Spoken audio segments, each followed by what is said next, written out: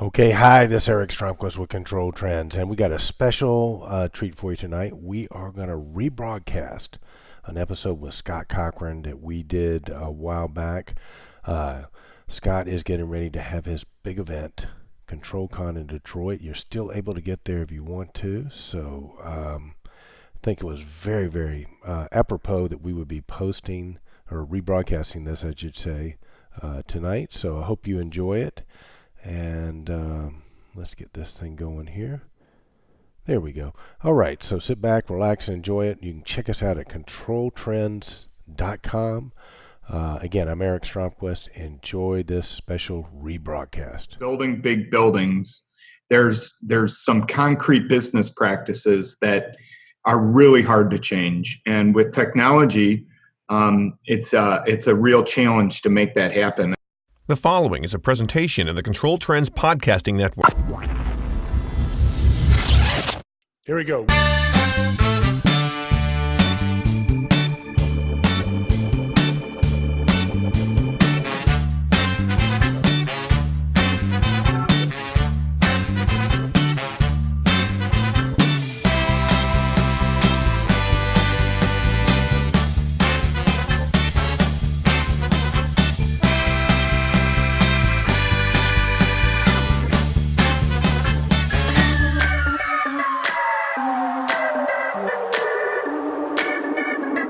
Hi, welcome to Control Talk Now, your smart buildings video cast and podcast for the week ending March 17th, 2019. This is episode 307, where we talk about all things HVAC and smart building controls.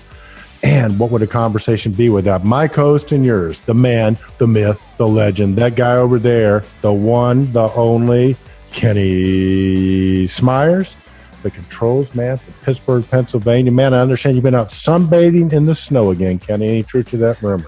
Well, nature gave us a little tease on spring. We had 2 days ago, it was 70 degrees. Yesterday, it was about 55. And today, it was started the morning off at 25 in snow flurries.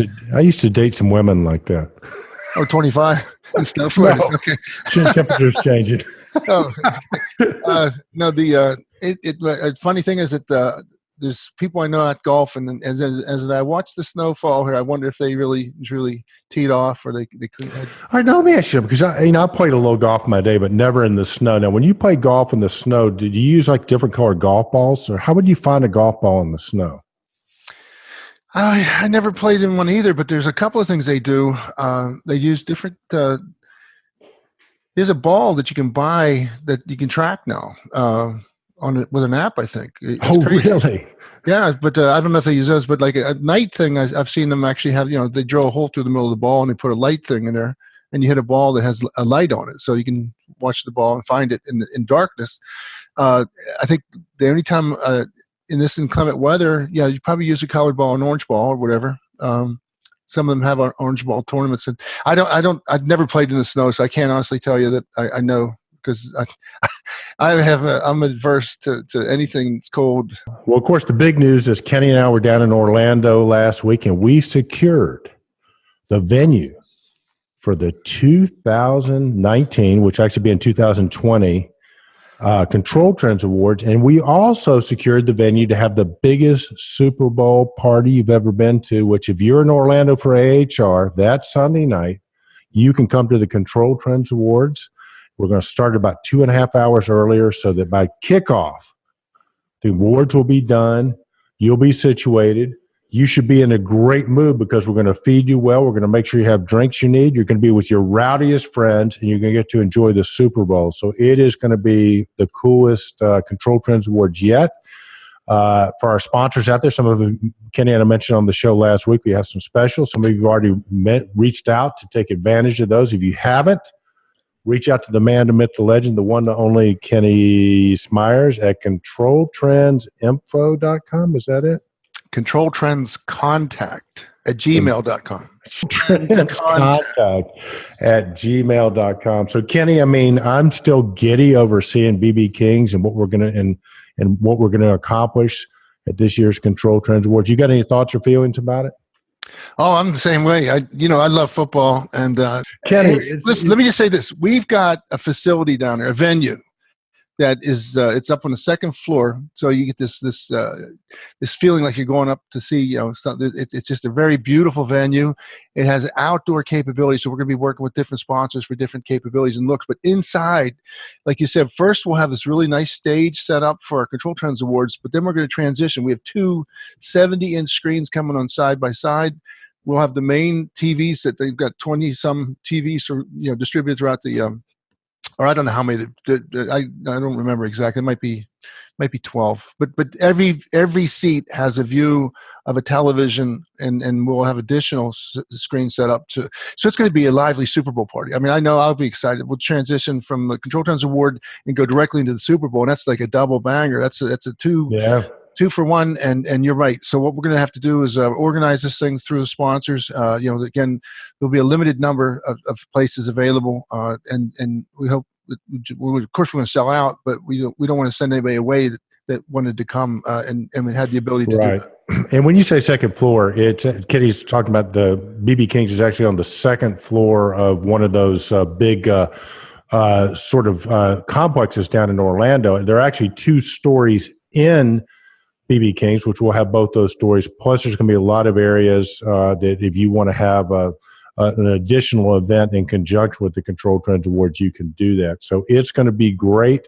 It is kind of limited to about 300 people, so it'll be first come, first serve. So again, if you're a sponsor, get in on it. If you want to come to the awards, reach out to your sponsors. If you don't know who they are, look on our website, because those are the people that sponsored last year.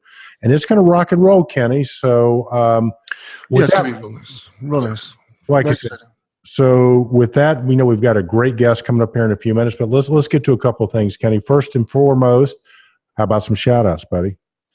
Well, the first shout-out I'd like to give is to Anish PK he's a senior consultant with IoT for Buildings. And this was on a LinkedIn post. Anish reached out to us and said, hey, he's an IoT expert, and he was really excited about capturing how IoT has really changed our last 7 to 10 years. Has really changed our world. It's gaining momentum every day. Major players, Microsoft, Azure, Google Cloud, IBM, Watson, Amazon, AWS, the huge investments in their continued technology and product releases are influencing it. So first he talks about the financial worlds, he talks about transportation, he talks about retail, energy utility, where it's providing dynamic pricing for buying and selling. But then he comes down into coming into the building space. And what I really liked about that was because one of Scott Cochran's tenets that he says that he wants to bring technology into the space, into the building space. And so this is a great article. It's on LinkedIn. Again, Anish PK.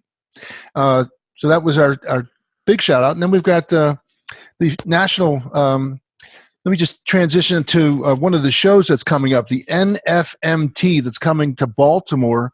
We want to talk about this one first because it's up on the agenda. It's coming to Baltimore March 26th to the 28th in Baltimore Convention Center, of course, Baltimore, Maryland. But this is, these guys are some of the stalwarts in our industry. So you think about the facility managers. Every single facility, when you're driving down the road or you're going into a building, somebody has got to be the throat to choke and take care of things. Take care of the good things and the bad things. We talk about weather. I mean, now we're turning into a blizzard here, by the way. And I'm just really proud of them being part of our industry. But this is where they go down. They get their continuing education units. The CEUs are so vital to get your recertifications year in, year out.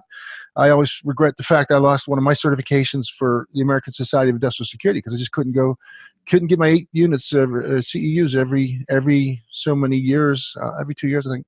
But anyhow, so hats off to these guys. They got a great show. We have a link on there. And then again, we have, transitioning again into the Ken's midweek update. There's so many. No, hang on. Let me set that up. Okay. Oh, all right. So just go. So check the link if you want to go. We've got a link. You can check it out and register. All right. So we have a URL link there, and you can register directly from our website. Right. And so, Kenny, it's kind of exciting. We are changing the way we roll a little bit here at ControlTrends. You'll continue to get all the great posts that you always get on ControlTrends. What we realized is we have so much more content that we can do post on ControlTrends, and we've been putting a lot of those up on YouTube. So We're going to put a link. We encourage you to subscribe to the YouTube channel. You might say, why would you do that? Well, like I said, we can put a lot more content up on YouTube than we can on the Control Trends site. We have a lot more content up there in terms of video format. So you can get that. You can be one of the first guys, you can be one of the first people to know, because the YouTube stuff comes out quicker than the Control Trends stuff. So that's number one. And as part of that, Kenny has created a new segment that's going to be on the YouTube channel every Wednesday. So Kenny, tell them about your new segment. It's just a midweek update, Eric, and it's there's so much going on that we realized if we wait to the end of the week, we could be slowing down the digestion of all these events.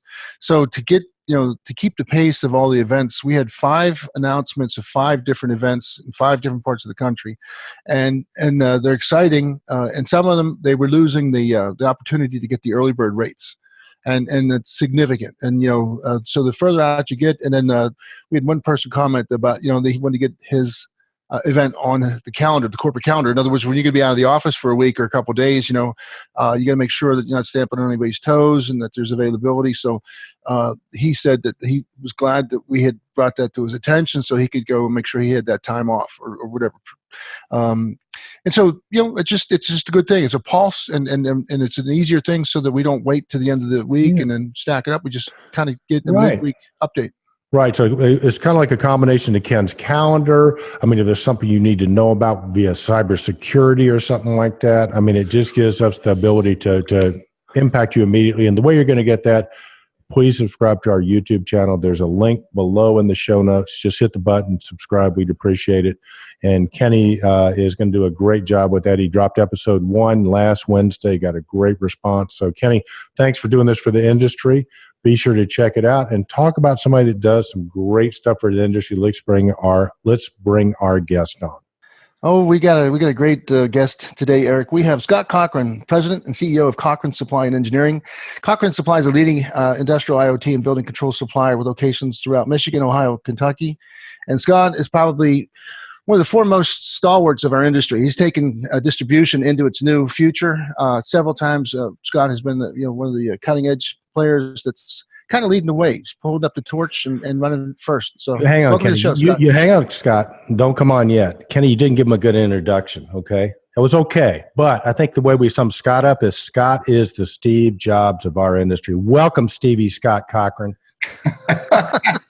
All right. Okay. Wow. That's a lot to carry there, you know?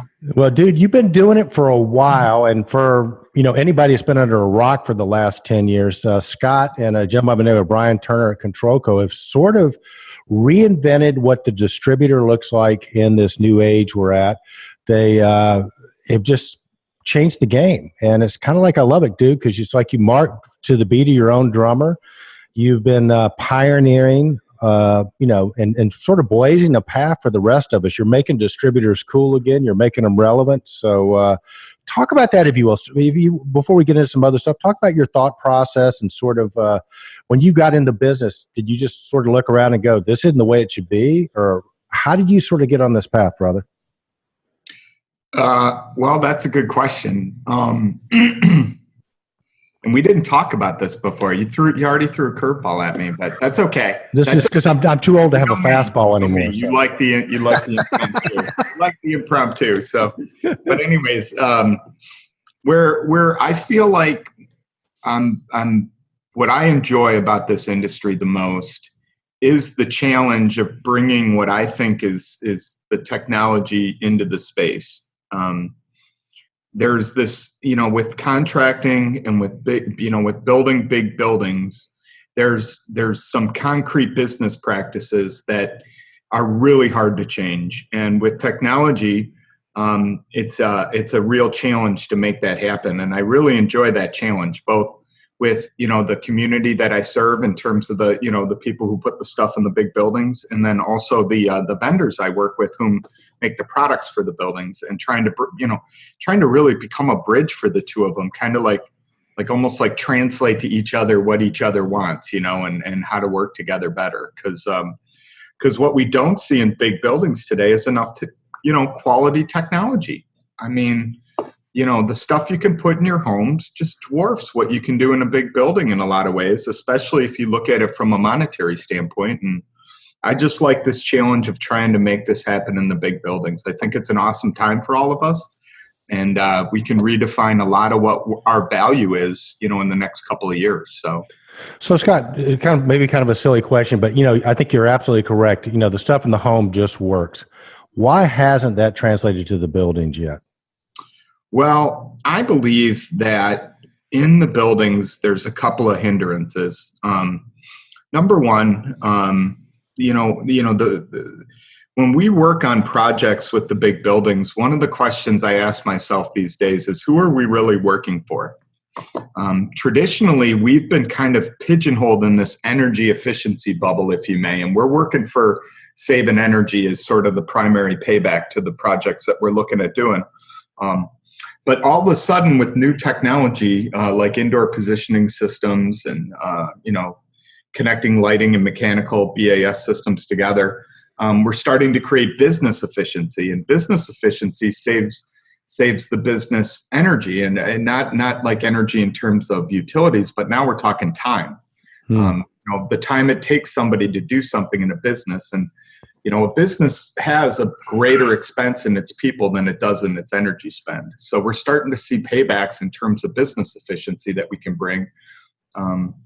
And then, then there's also this new thing you're seeing in the homes, which is kind of the cool factor, which is the appeal of the technology. And when we look at the appeal to this stuff in the homes, I think where we're at is it's really coming down to the fact that the homes can actually understand the person within it better than the building can. So like the home knows your personal set point for your comfort. Your home system can know when you're home or not. Your home system, will know things about you that you don't have to tell it, and it can make your experience better in your home automatically, right? Without having to hit more buttons, without having to control more stuff, right? That's the IoT part, right? Is trying to get this stuff to where it's automatic and the people don't have to do anything. So that's really a question to the manufacturers, because the way the homes do it is they put an app on a mobile device and connect it to the application. And what the app does is it mines the data of the individual and it feeds it back to the application, so it'll know things like if they're home or not. That data comes from their mobile device, right, through the app. So the question is, to the vendors, it's kind of like, where's the app? Like, how come we don't have more apps for these products that we're putting in the buildings today to kind of create that relationship with the people that are within the spaces, right? So, well, Scott, that's a great summary. In fact, I'm taking notes too, because we're doing a couple of deep dives, we call them, into not just the flux and the BAS industry, but the players are changing. You had mentioned offline that not only the products are changing to bring these IoT capabilities and apps into the building space. I really like that quote about bringing changing, and that's where I was going to bring my next question into the concept of the players again. And you said pigeonholed about energy. That's also a very I like that comment too, because you're right. When we start our presentations off, we go to this routine that's they're most familiar with, and then we start going off to the side and digressing into, like you were saying, these create business efficiencies. But to get there is what's kind of the headwind for a lot of people, and certainly area by area. So the concept of a contractor, what has changed there, and to allow some of the things that your new technology into the space? The players changed, but is it new players, or is the contractors that are existent evolving and becoming better at what they're doing and understanding it's getting on that same vibe? Right. So great question. And yeah, so we're seeing a mix between both the if I'll say the operators of the buildings are changing first and foremost. So the operators are changing. The people whom we used to work with in terms of what we considered maintenance are changing over to much more like building engineers with IT backgrounds is where and as you guys know, with ControlsCon coming up in May, we're super excited. We've brought in some fairly large end users who are deploying large scale BAS and other systems at scale. And you'll notice that the staffing for those, how they staff their teams have completely changed. I mean, you'll listen to, they're staffing more IT people than ever into the building side as operators. So that's first and foremost, right? And then secondarily, the contractors. So obviously, we've been working hard on helping, push the MSI as a business concept. And that helps contractors pretty much tell the story to the end user of what they can provide in terms of an integrated system and what the value of that could be. So, and that business practice is becoming widely accepted amongst many contractors. We see contractors integrating now multiple mechanical systems together on almost every project. On numerous projects, we'll see them integrating life safety, security, lifting devices, you name it, they'll tie into it. If it's got a maintenance interface and they want to aggregate the alarms and they want to put them all on the same interface, these contractors are not scared to do that. They'll take that on and do it. And so there's, with that, those contractors are becoming much more network savvy. They're hiring more people from IT managed service companies to help deploy. In all sorts of areas, not just like, installers. They're hiring database people, coders, people like that. So you're seeing this change in the staffing for sure. And then also, like I said, the business of contracting. And then the end users are changing and becoming much more IT savvy and able to just basically take these systems and self-manage them going forward. They almost have to, Scott, with the whole cybersecurity threat and the potential liabilities they have. Yeah, right. Sure. So they're having to.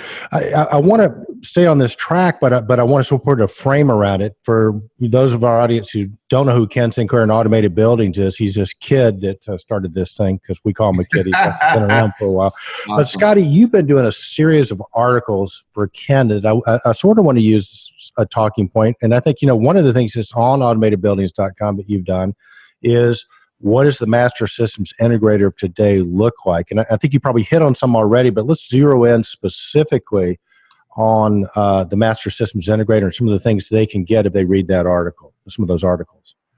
Well, I think we've definitely proven it that it's, this is I think with these articles, what we were trying to prove was a case in point that this exists. So for any of the naysayers that say that this is not a business, this is a business. It's real. You can rename it if you want. I didn't name it, by the way, just so I'm not taking credit. I am not Mr. MSI. It started with the Echelon days, is how far back that went if you do the history. But anyways, the concept though is real. It's a business concept and it's adopted by many in many different ways now. And so I think that's here. It's here to stay. And as we continue to write the articles, what we're trying to show now is some of the evolution you're seeing from when we started doing them to where they are today. If our next article, I'm not sure if it's out this month or if it's next month, but we interviewed Sam Haddad, a contractor from the Cleveland area that I've worked with for at least a decade plus.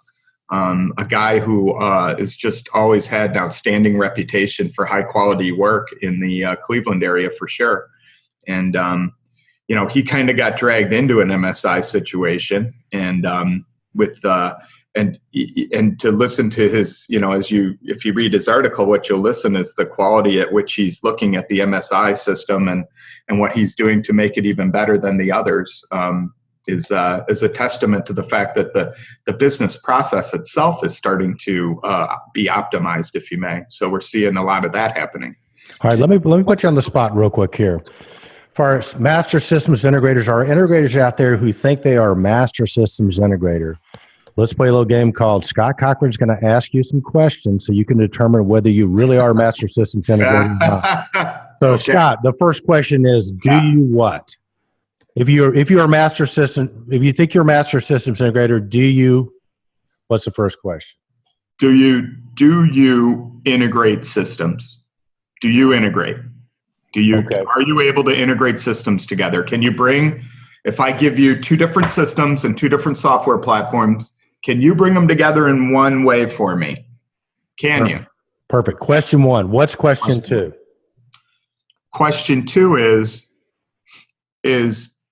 can those two systems be from two different vendors? Can they be, you know what I mean? Great question. The opposite. Yeah. Can one be old? Can one be new? Can you do that? Can you bring the old and new together? Perfect. And then question three is, can you put it on my IT platform that I have to have all this stuff on? Can you figure that out for me? Can you come in and walk into me as an end user and walk me through the process to cyber securely put it on my network or put it on the internet properly so that I can utilize the technology better? You know, can you do that? Right? Perfect. I mean, these are the systemic things that we have to be able to do now if you're a contractor in this industry. And, you know, if you can't say yes to those and, you know, you're going to, you know, that's where we talk about, you know, the future is not Scott, that. So. I just wanted to name drop a couple of things. First of all, the article from March on MSI at the Automated Buildings is Daryl Driver. Yes. Daryl Driver. Yes. And then, Canadian, my buddy. And then the other thing I wanted to do was you mentioned some of these large scale things because I think, you know, people need to know that there's real people here. And these are coming right off of your ControlTalk program. You have John Padenod, Director of Buildings from Bedrock. You have David Ditton, Senior Project Engineer from GM Sustainable Workplaces. Jesse Hopkins from Business Project Manager at Nationwide Insurance. Gary Hamilton, Director of Facility Energy Management at Stanford University. And Mike Miato, Global Infrastructure and Collaboration Fulfillment Manager at Ford Motor Company. So when we talk about big names and we're talking about big portfolios, I mean, these are as big as I've seen. So in other words, your concept, I'm just trying to get you some stable data, as Eric always calls it, about where these are really happening, you know, right. who the players are. Right. Well, and Scotty, you missed a very critical step 4. If you are a master systems integrator, this is probably the key step. Do you buy your product from either Cochrane, Stromquist, or DMS Controls? Right, because you're not really truly a systems integrator. You're not working with that. So I knew that was coming. I was just waiting. Yeah. So I say that tongue in cheek, but you know, Kenny and I have, and this is something else I want to compliment you on, Scott. Kenny and I have a saying on Control Trends, which is nothing is obvious to the uninformed.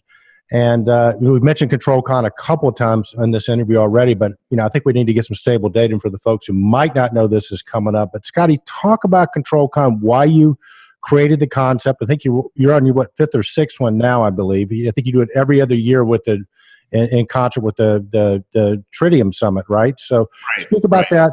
Give the people the stable datum on that, and let's get some more people there because Ken and I are going to be there. We wouldn't miss it. You guys are, and thank you guys for coming. And as you know, I think you guys are going to be in the lobby doing interviews. So that's man. Because our claim to our value add is we are the game show host.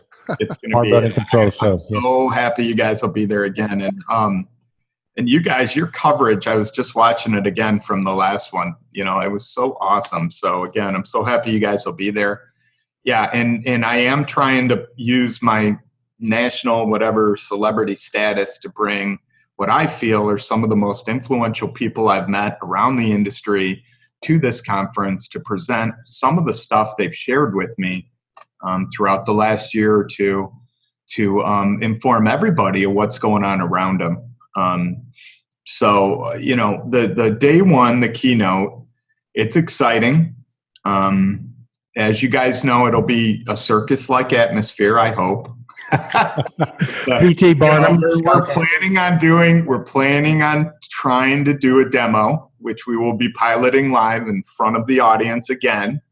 And with that, we will be integrating, potentially crossing some technologies in the face of the vendors that are attending without their knowledge ahead of time, which will be interesting as well. So of course we'll create some controversy, hopefully.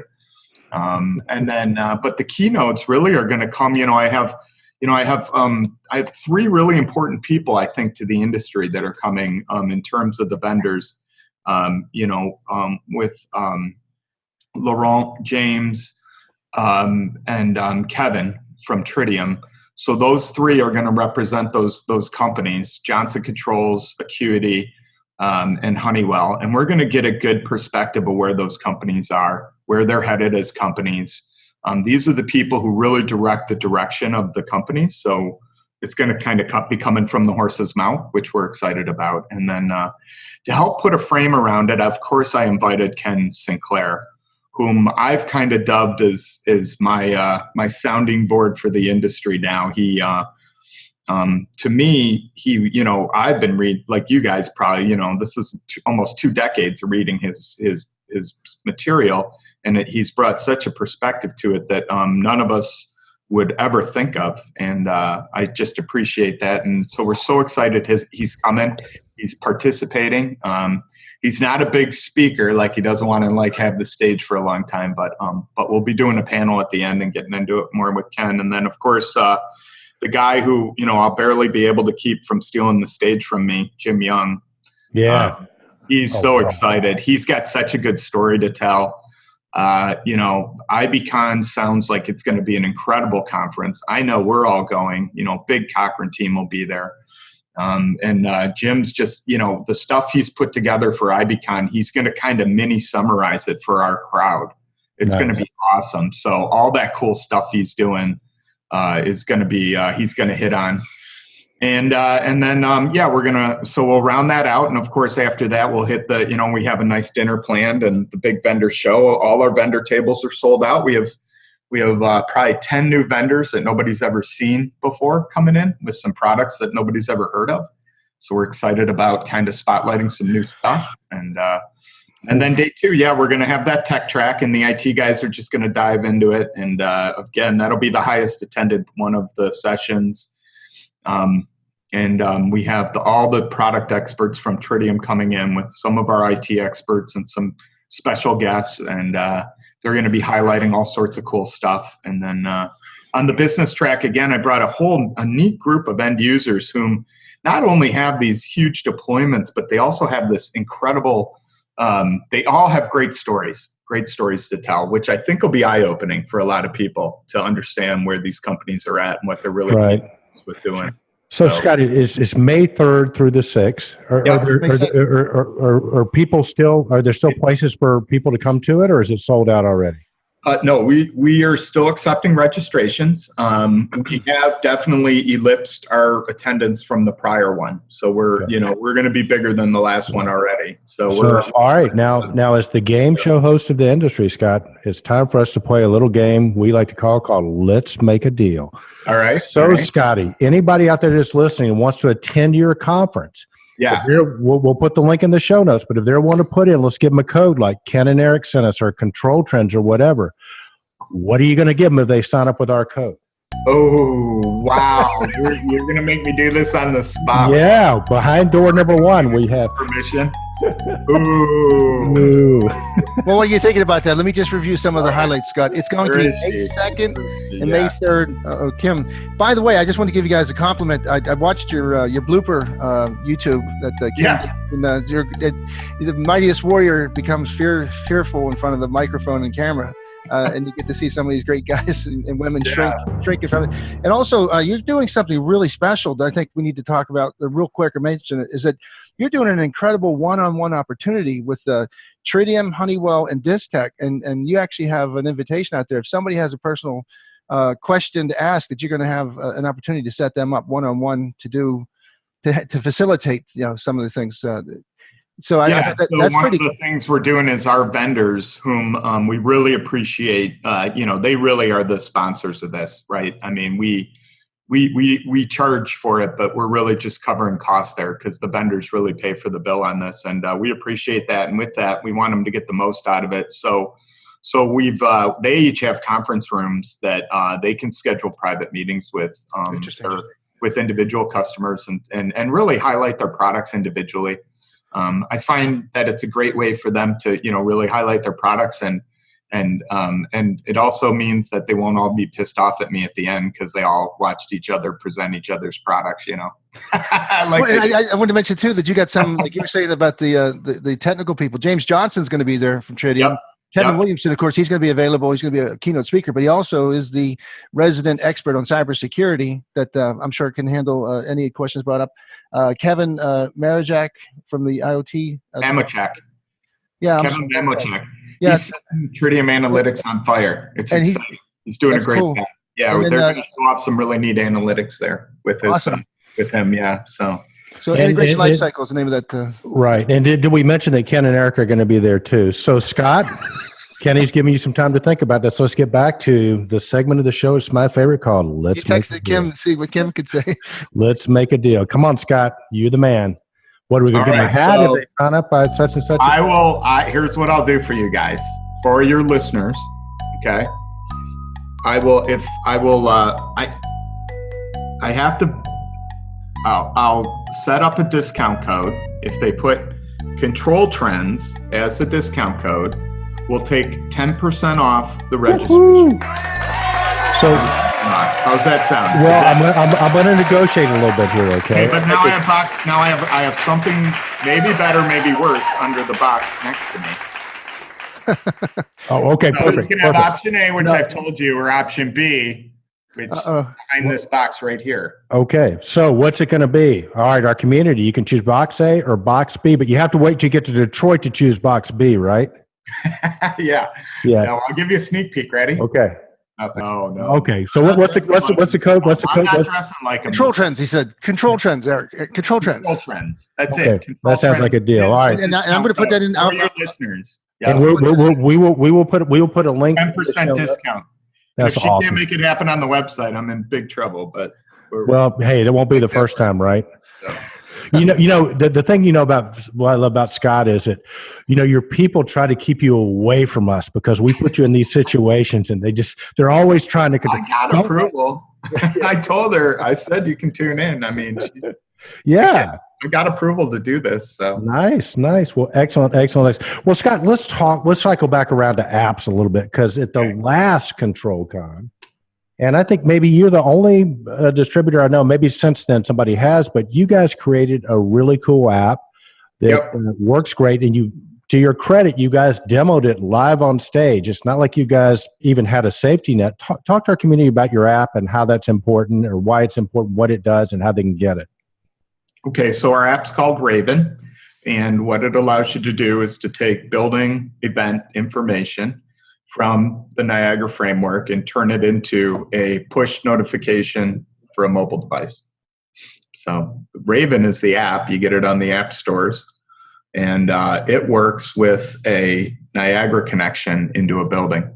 And with that, you can basically control your notifications, how you want to get them through the app. So, you can mute them or turn them off. The app will log them separately, so you can kind of get your building notifications in one place. And then you can also do it based on proximity. So if you're in the building, you get the notifications, or if you leave the building, you stop getting them. So, because a building isn't like you go there for the night or you want to know about it if you're not there. If you leave the building, you usually don't care about it unless you live there. So right. Well, anyway, so you stop getting them if you walk away. So we built those settings in, and it's going great. It's being deployed primarily with people with critical interests. I mean, when data center people, industrial, we've seen some acceptance there. When you have a critical environment, it seems to make sense. It's a quicker way of making somebody aware of a situation. Well, not only that, seems to be the best value to it. Right.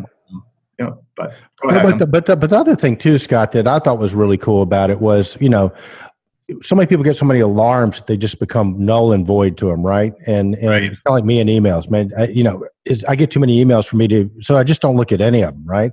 Mm-hmm. And I think that's part of what goes on is these systems spit out these alarms over and over and over, and this allows you to sort of configure them and get them on your time schedule when you want to, so that you're more likely to respond to them. Is that a fair statement? It is for sure. It definitely gives you a better way of parsing it. And again, having the app allows the notifications to connect to the individual in a new way. Like I mentioned, the ability to know if they're in the building or not is based on the location services in their mobile device.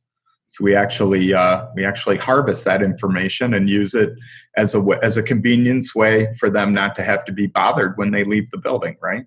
Right. And that's something that happens automatically. So that's a little IoT example, right? And guys, in the buildings today, there are a gazillion examples of these IoT applications that can be built. And so that's why I keep pressing on our vendors. Where's the app? Where's the app? Well, that's was that I'm RV? like, Where's the beat? remember that commercial? Where Oh, is yeah. the beat? Yeah. I'm like, where's the app? To capture their data, you have to have an app right now, until we get like wearables and stuff all figured out. Like, I guess watches could count, but you put the app on the watch, right? You still Right. need the. So anyways, that's so with ControlsCon, one of the things we're hopefully going to do is to show you guys some new apps, some cool stuff. Right. In terms of that. That's Nothing artificial involved in this, is it? Like I said, we'll be piloting some technology there. We have to build. Woo. We actually have to build like a sensor wall and some other exciting stuff, which was not in the original ControlsCon budget, as they've told me like 1,000 times already. But I've said we go forward. Yeah. Anyway. Yeah. But budget's your ultimate 4-letter word, and people mention budget to you, and you just kind of go, budget's budget. Let's just do this. Let's come on. Let's blow the place out. Yeah, exactly. Yeah, that's one of the things I love about you, Scott, Steve, Jobs, Cochran, is that, man, you never do anything halfway, and it shows when you go to ControlsCon, man. It's one of the best things happening. So, thank you. Well, I think it too is it's an innovation that again it's born out of necessity, and I think you did it because you knew that you had a team that could support the presentation of all this new technology. I mean, in other words, you dared to go out and create a summit that compared to the corporations, and I think it's growing. Oh, yeah. I mean, I was inspired a lot by the Niagara Summit, and what inspired me so much in the early days of the summit was the relationships I got around the country from those meetings. And you guys were with me. You guys remember how many people we meet, including, the time I got to spend with you guys. And really, that helps me more make decisions about my business than anything else, is collaborating and just at a personal level, getting to know people in the industry and how they look at things and how they deal with things. So, and in terms of my customers, I want to give them that. That's something I want to provide to them as well. And so that's why I felt ControlsCon was important, was to bring that ability of that community thing together on a semi-regular basis, get people used to it. And then they see each other again and again and again, and they generate relationships. And I think they like it. Yeah. So you've educated. I mean, we the collaboratorium that Ken St. Clair and Mark Peacock came up with, I guess, was 6 years ago now, because I did the fifth annual one. But I think that one of the things I've noticed in terms of trends in recent history is that is the fastest way that information gets disseminated. That is the fastest way to get the approval rates and to get the innovation shared amongst a whole country at one time in one meeting. Is happening. So the whole old standard way, the old school way of meet here, every 6 months or a year, then you go back to wherever you came from and you forget about it. Where this new style of meet and greet and the networking and the summit style of dissemination is so powerful that you can actually sense it. You can feel sometimes when these people get together and you see all these primary players from all these industries meet, or from the contracting world, like you said, with the distributors actually hitting head on with the right kind of forum. Man, a lot of really neat things happen there. I mean, and you can feel it. Yeah. No, it's for sure. And don't you guys, don't give me all the credit. You two have done a bit of damage yourselves. I mean, you guys have really done an outstanding job of making all this knowledge accessible, archived, and you guys, your fan base just keeps growing. It's incredible to me. And, you guys brag about how I help redefine distribution. I mean, forget about it. I feel like I'm not worthy. I mean, look at you. Thanks, Scott. Man, but marketing geniuses of the industry of all time. I mean, come on, this is great.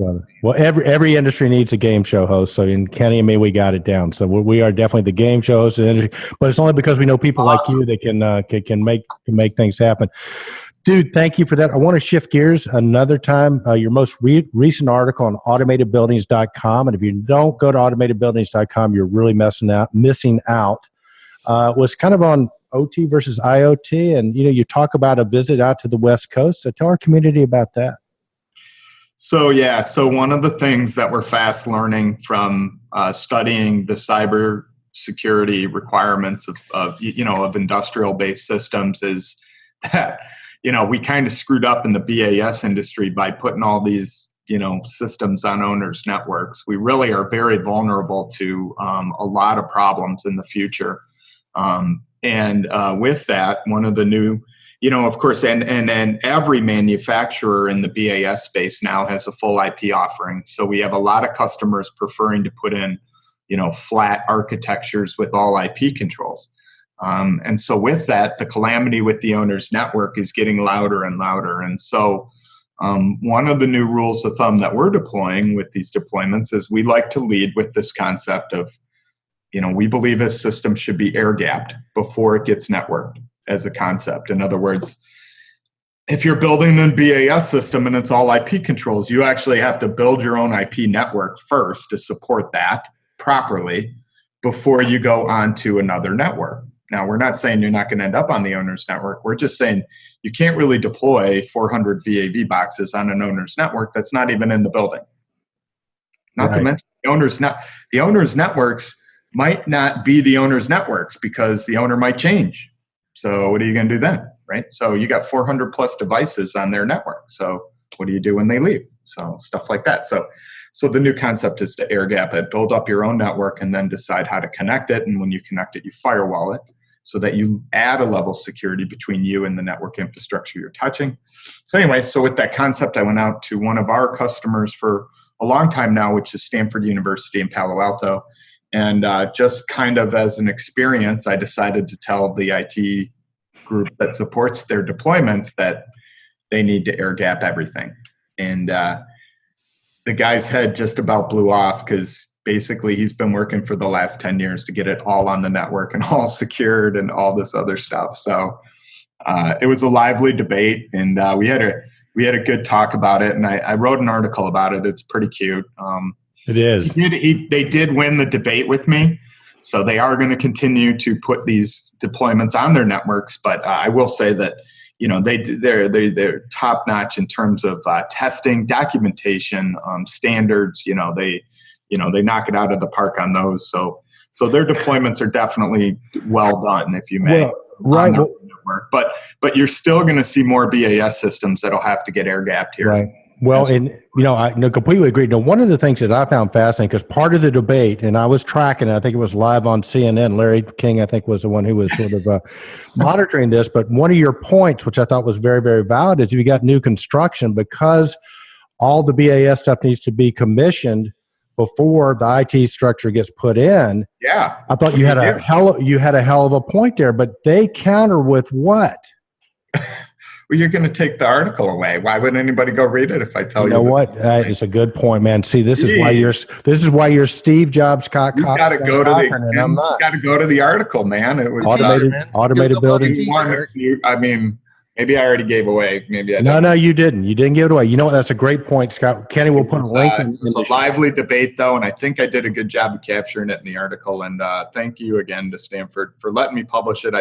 I do think, again, this is part of the story we have to start telling, that, we have to air gap everything, but a lot of things aren't going to be air gapped. What do we do then? And they're coming to ControlsCon, aren't they?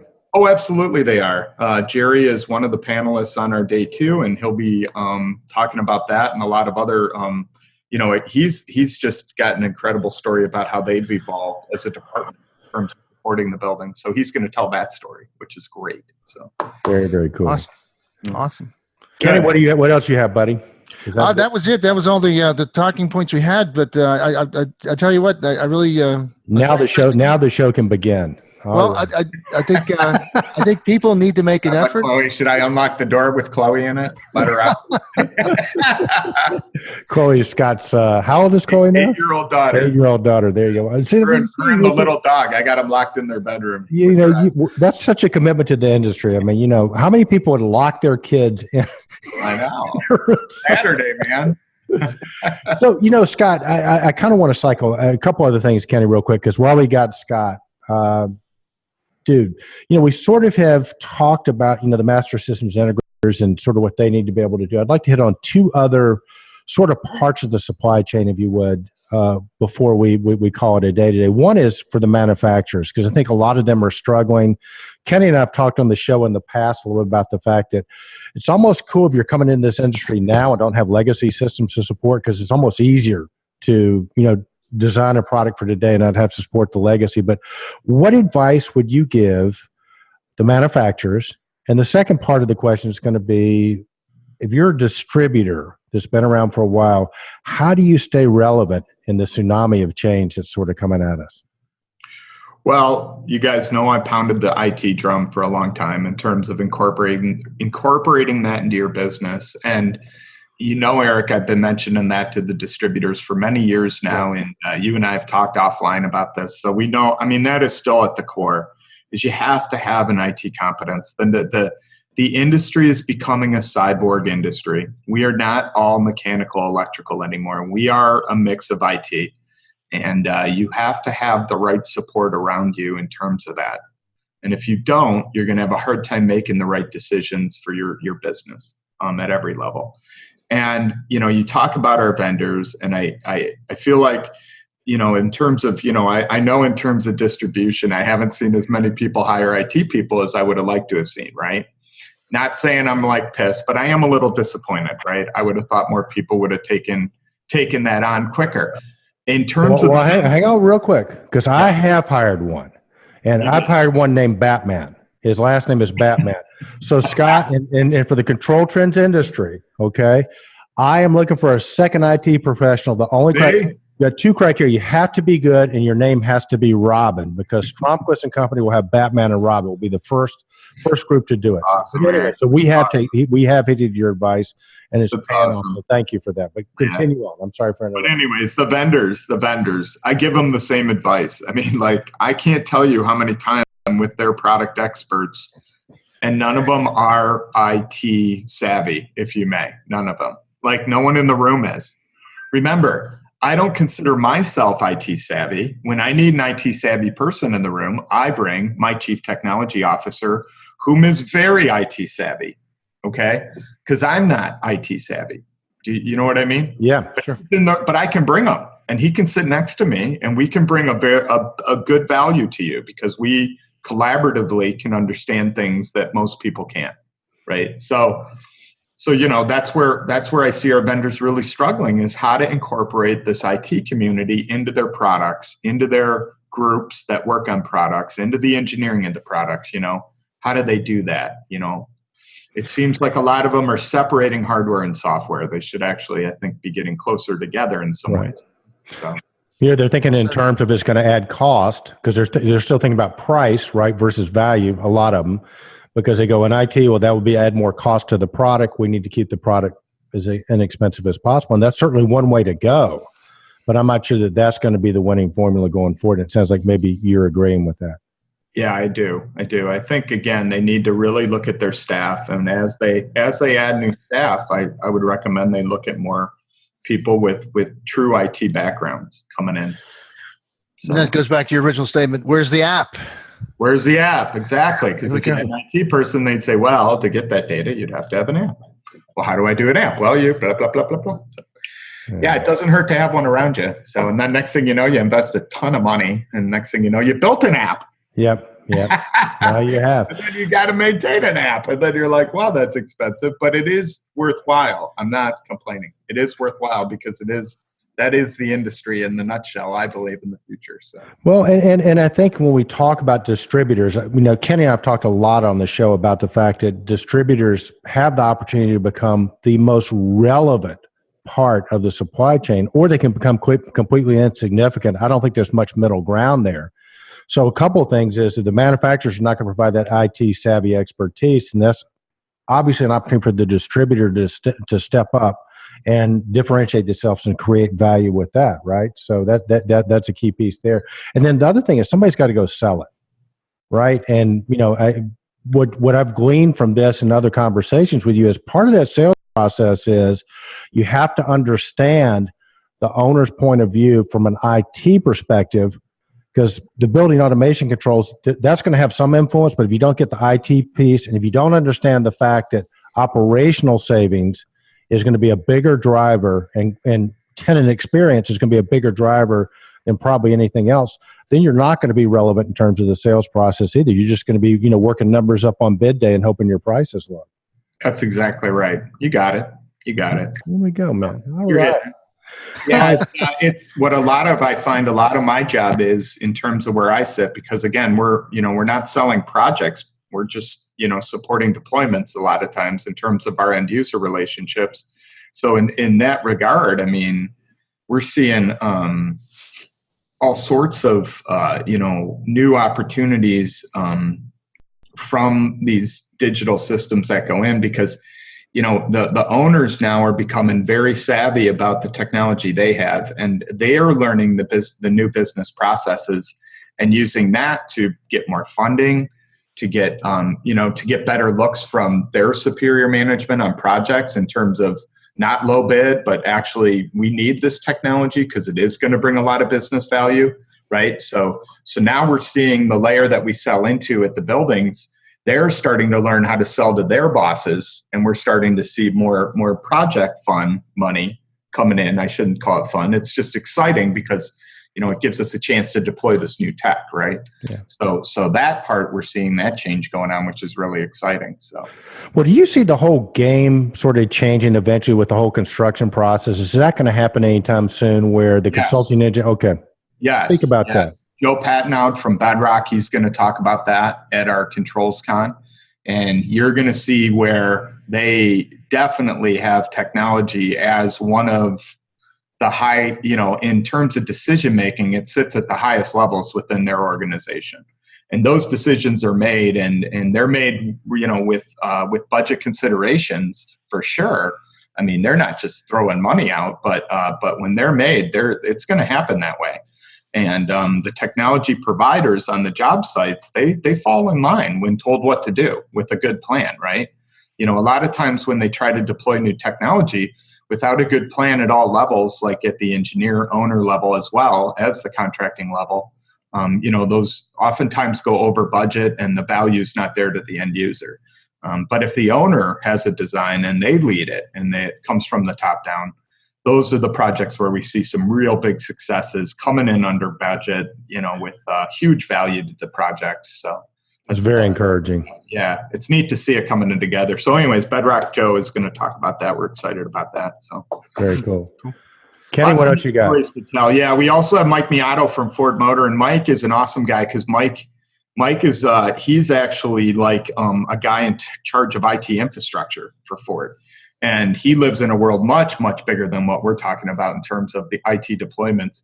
And he's had to dip his toe in the BAS world and look at some of the deployments we're doing. And he's going to give us his view from his level of what we're doing and give us a sense of what's going on around us in these huge IT infrastructures. So that'll be an exciting, it's a neat story as well. So lots of neat stories. Hopefully, again, we really want this to be educational, the ControlsCon. I think it's going to be cool.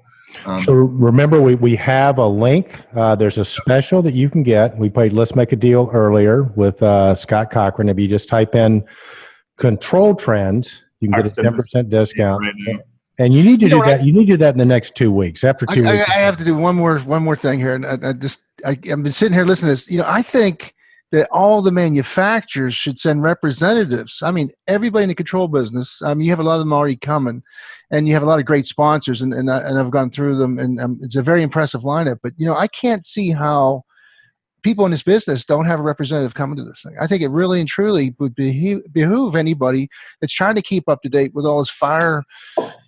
Just there's so much information at you. It's a fire hose, and you can't really filter it and whatever. But this filters it. This brings the important issues and the important people in the industry to one place for 2 days. How could you not really see the value in it? So this is a call to all the folks that listen out there across the country. Make the investment, get to ControlsCon, and you will be rewarded. You will for sure. Detroit, Motor City. There you go, buddy. And we'll put the dates. We'll put the link there. Listen, Scott, I'm getting a couple. There will be no snow. There will be no snow. By the time I promise, it'll all be melted. Can't do that. Well, listen, I'm getting a couple of texts from our live audience. Some questions. I've gotten 3 from 3 different Jennifers about let's play a deal. Just Jennifer Lopez, Lawrence, and Aniston. They want to know if they sign up, will there be photo ops available with Scott? And then secondly, a guy named Walter Isaacson, I think he wrote a biography on Steve Jobs, one of the best ones ever. He wants to know if you have a book deal yet because he likes the biography. So yeah, it's all there and more. Everybody. There you go. Our guest has been the one, the only Scott Cochran. Dude, thank you so much for taking time to be with us. CochranSupply.com or Cochran? Yes, always. Yeah, for sure. Yeah. CochranSupply.com. We will have a link to the show. Remember, use Control Trends, get 10% off. The Jennifers should be there, getting their photos taken with Scott. He usually has an entourage around him, so it sounds like maybe we already have beautiful women around you, so you're even up in your game. So, dude, I'm proud of you. Way to go. Thank you so much, Scott Cochran. Thank you, guys. As always, thank you from the industry, and see you next time.